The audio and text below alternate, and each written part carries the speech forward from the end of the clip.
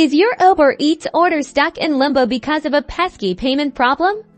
Don't worry, we're diving in to fix it fast. First things first, tap on the account icon on the bottom right of your Uber Eats home screen. This is your control center for all things related to your profile and settings. Next, scroll down and select Wallet. Here you will find all of your associated payment information. Take a good look at the payment methods listed. Is your preferred card there?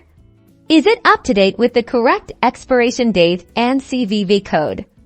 If not, tap on the card you want to edit or press Add Payment Method to add an entirely new card.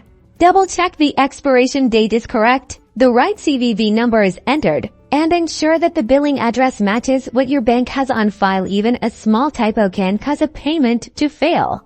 Insufficient funds are another common culprit. Quickly check your bank account balance to make sure you have enough to cover the order, including any delivery fees and tips. A weak or unstable internet connection can also disrupt the payment process. Make sure you have a strong Wi-Fi or cellular signal. Try switching between Wi-Fi and cellular to see if that helps. Sometimes, the app just needs a little nudge. Close the Uber Eats app completely and then reopen it. You can also try restarting your phone entirely.